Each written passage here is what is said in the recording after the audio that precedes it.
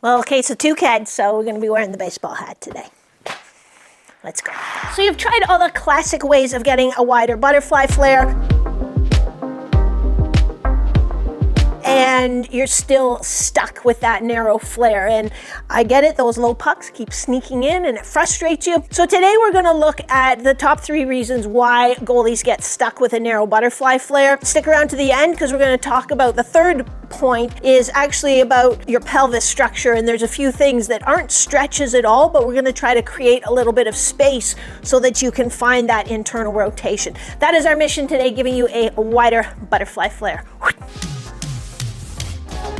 And I know you're probably thinking, well, that's just the way my butterfly flare is. Or you're thinking, well, I already do stretches and it's narrow, there's just something wrong with me or something stuck. And that is kind of the old way of thinking about it. It's like, well, if I try to stretch it and it won't go, it's just stuck. That's what I'm left with. But we're gonna talk about how maybe there's a posterior compression that's limiting your ability to get that hip internal rotation. So today I'm gonna walk you through the 3 main reasons goalies get stuck with a narrow butterfly flare, what you can do instead, and bring you into this sort of new way of building mobility. We will start off with what I like to call a harsh truth because this is one of the biggest questions I get every week on the email. Hey, how do my butterfly sucks, my butterfly's narrow, it's stuck, how do I get a wider flare? And then when I ask you what you're doing to try to improve, I mean, I appreciate that you're asking me, you're like, that's why I'm asking you, so it's good. But most of you are doing either A, nothing at all, or you'll say like, oh yeah, I kind of do some stretches here and there, sometimes, you know, some of these, some of that. So the reason you're stuck with a poor butterfly flare is because you're not doing anything that would actually improve your butterfly flare. It's like if I emailed you every week and said, my French is still terrible, and you're like, oh, what are you doing to improve your French? Oh, I say, comment ça va, sometimes, you know, but I'm not doing anything to get better at it. You'd be like, yeah, that kind of makes sense. So the number 1 reason you are stuck with a narrow butterfly flare is because you're not doing anything consistently to make it better, which is probably why you're here. So let's go on to a number 2 reason why you are stuck with a narrow butterfly flare. And that is because you are just kind of doing stretches. And a lot of those stretches aren't actually targeting what improves your butterfly flare anyway. You might be stretching your groins and your hips and even your glutes, which are all really good things. But what you're not stretching specifically is your hip internal rotation. So it's hip internal rotation, this idea of your femurs rotating inward that gives you a wide butterfly flare. So by stretching your groins and your hip flexors and your glutes, not that it hurts, and that's a part of the overall picture, but you're not getting at those hip internal rotations. What's more, just stretching them, as we already talked about, isn't really going to fix the problem. So it's a matter of increasing the range of motion there, but then also teaching the muscles that are responsible for that motion how to control it so that you can actually use it on the ice. A great first step if you're stuck because of number 1 or number 2 that we've gone over, a great place to start is the Butterfly Challenge. We are now on the Butterfly Challenge 4.0. It just released it like at the end of the year, like December, November. It's a completely revised version of the Butterfly Challenge. So if you've done it before, this is a new version. And I'll put the link in the description, but it includes some of the self-myofascial release, couple static stretches, but then also some exercises to just help you begin to learn how to use the muscles that control your hip in those positions. So think of it as like the easy reader version. You're all gonna get, or most of you are gonna get 2 to 5 inches wider butterfly flare just from doing that. Here's a key point. If you do the Butterfly Challenge and measure it and you don't improve at all, like you really are literally stuck there, well, technique number 3 might help you, so try technique number 3 and see if it helps. But if even that doesn't help, it means something is really jammed up in there, or just the way your hips are designed. You know, we don't all have a perfect set. So for some of us, this socket part is almost aiming not backwards, but a little towards the back. And that's gonna make it really hard. For some of us, we have a different angle on this, and that's gonna make it hard for us to even get into internal rotation. So if you're doing the techniques, you're doing them properly, you're doing them consistently and you're still not seeing improvement, that's a time that you really should be calling the physical therapist to have them do a hands-on assessment and figure out, okay, why am I stuck like that? Maybe it's just a capsular restriction. Capsule is like a connective tissue sheath, like a sock that goes around synovial joints. Sometimes it can get gnarly and then it can kind of jam, your hip into the front or the back of the socket, and you can't get that range of motion. So they can do some manual techniques to get it moving better. Okay, so number one, you're not really doing anything. Number two, you're just doing stretches that aren't really going to help you expand your butterfly or control your butterfly on the ice. Number three, posterior compression. You're like, I was just gonna say, it's probably some posterior compression. What does that even mean? Let me show you. Okay, before we chat about a posterior compression, if you are getting some value out of this video, do me a favor and hit the thumbs up, even subscribe. It helps my channel find other motivated goalies like you, and it tells me that, hey, goalies like this content, make more videos like that. Super appreciate it. Thank you very much. Now we're going to get on to posterior compression. So this is your sacrum. This part is your sacrum. So this is your pelvis and your femurs that are sawed off. This is your sacrum, this kind of triangular part here. And these are your innominate bones. So on either side, your innominate bones.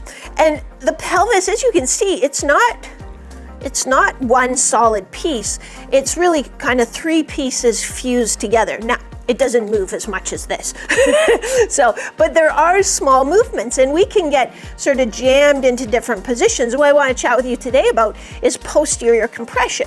So now we're looking at the back side of your pelvis.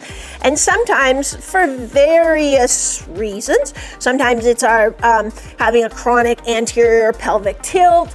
Sometimes it's just spending too much time trying to build our glutes, or if you're kind of a butt clencher, to help stabilize yourself. Then we can get a posterior compression. So we can get kind of stuck in this type of position.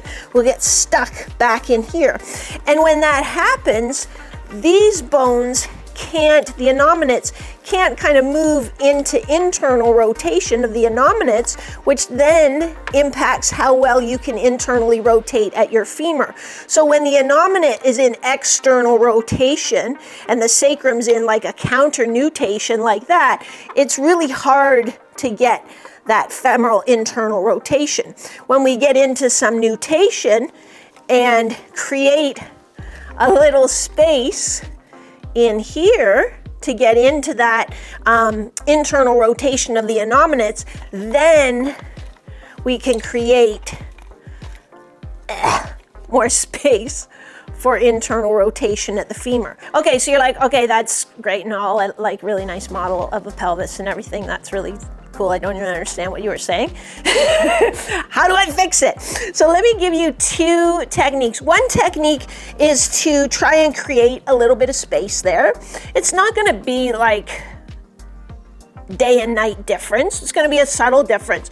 But what we're going to do is use a technique to create a little space. Then we're going to use a technique to use that space. And neither one of them is a stretch. Neither one of them really looks like hip internal rotation. So it's going to be kind of fun to check it out. We are going to have to get down upon the ground. Here we go. This is a 90-90 hip lift with a ball squeeze. As the name implies, I want to get in a 90-90 position here. So 90 degrees at my knee, 90 degrees at my hips. And I have this box here. It doesn't have to be a box, but what I want is, when I'm in this position, I want to have both feet flat on the wall, but I want to have something that I can just pull my heels down into slightly. I do it sometimes just with my feet on the wall wearing my shoes and just, pulling down on the wall, and my feet don't slip because I have my shoes on. But ideally you want something there if you can swing it. So both my feet are flat on the wall, and I feel like my pressure is kind of through my mid arch. So sort of between the base of my big toe and my heel. But then I'm pulling my heels, so I'm keeping my feet on the wall, but I'm pulling my heels down into the box to turn on my hamstrings. So I feel my hamstrings turn on just slightly. And then what I'm going to do is just roll my sacrum up off the floor just slightly. So you probably can't even see that I've lifted it up, but it's just slightly off. So I showed you the sacrum in that model of the pelvis. Now what I'm going to do is I have a ball between my knees. I'm going to squeeze it just with medium pressure. Again, maybe like a 4 or 5 out of 10 to start with. I'm going to keep that little roll up, but my low back is on the floor. So don't make the mistake of turning this into a glute bridge. It is not a glute bridge. So pressure through the wall, pressure through the hamstrings, just rolling the tailbone up, squeezing that ball, and I'm breathing in through my nose, and then just sighing out through my mouth. And I want to keep my neck relaxed as I do this. Keep squeezing that ball, keep pulling down with your hamstrings, but don't make it hard. So don't be like, oh, this is too easy. I'm going to really squeeze the ball and push with my hamstrings. That's going to defeat the purpose. It's a really gentle thing. We're just trying to create a little bit of space there in the back of your pelvis. So you're going to do 6 to 10 nice breaths like that. Now that we've created a little bit of space or restored some relative motions in the pelvis, we want to just use it. So this isn't a strength exercise. This just use like a 5, 10, 15 pound dumbbell. We're really just trying to get into that trying to access that new range of motion that we've opened up. Or that new space that we've opened up. So we're going to take just about a double hip width stance. It doesn't have to be super wide. We're going to hold a dumbbell in our right hand. When we hold the dumbbell in our right hand, we're going to do sort of a lateral, it's almost like a lateral stiff-legged deadlift kind of. But we're going to take a shift over to this side. Watch that this knee doesn't get outside. So I want to keep that knee pointing straight ahead. But as I come down and I'm doing a hip hinge, so it's a lateral hip hinge, I'm bringing this arm so that it kind of comes over these toes. It's not a squat, it's just a hinge. But as I hinge my pelvis this way, my femur is coming into internal rotation. As I reach the dumbbell this way, my pelvis is turning towards that leg, and that is hip internal rotation. So I'll do about 6 or 8, just nice controlled reps to that side, and then 6 to 8, nice controlled reps to this side, feeling a little stretch in the back side of your hip as you get there, just hinging at the hip again. So not reaching with the dumbbell, not rounding your back, just getting over. And notice again, I'm not letting this knee get outside. I'm keeping the pressure towards the inside of that foot as I use that new space. So give these techniques a try, see how it impacts your butterfly flare, and just by doing a simple test, retest.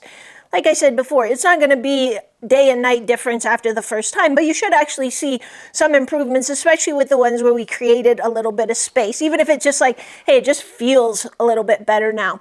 Work on that consistently over time. These are some of the subtle things. We have the standard ways that we've always, if muscle's tight, we're going to stretch it. If we need to be, we want to train, we're just going to get strong. But that's kind of the old way of thinking. And there's new ways that we can do things like restoring, these relative motions. It's like, okay, but if I can't move my bones the way they need to move so the muscles can do what they need to do, then we're just banging our head against the wall because we're not going to see dramatic improvements that we should when we're doing the right kind of training. If you want to see how I can help you or how working with me can help you kind of unlock these big things, but also the little things that help maximize your improvement on the ice, then just check out the link in the description. I'm always happy to hop on a call to chat with you about different training options. But the take-home message is, remember that training your mobility is a lot like training your strength. So if you don't do it consistently, you're not going to see gains. You're not going to see results.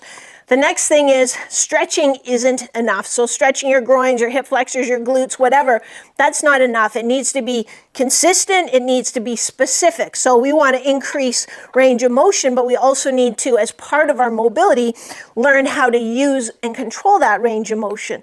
And then finally, if you're stuck, then something else is probably stuck. Maybe you have this posterior compression. Maybe you're a little bit stuck out of alignment. There are underlying causes for that. And so doing the right training can certainly help. As a strength coach, our job is always to make sure that you've got these movements in place before we start building strength and power and all those things. Or a physical therapist, if you're constantly stuck, you're doing the things that should make it better and it's not getting any better, that's a red flag or a warning sign. Hey, I better go see a physical therapist to help me figure out what's going on. They do not have to specialize in goalie training, but they need to specialize in working with athletes. So go to somebody who, works with athletes as the majority of their clients, and you will be in good hands. That's all I got for you. Let's get a wider butterfly flare. Try the techniques. Drop a comment below. Let me know how they go. If you have questions about your butterfly flare or the butterfly challenge or anything like that, just drop it in the comments. I read each and every one of them and I answer them too. So I will see you next week. Same bad time, same bad channel. I love you guys.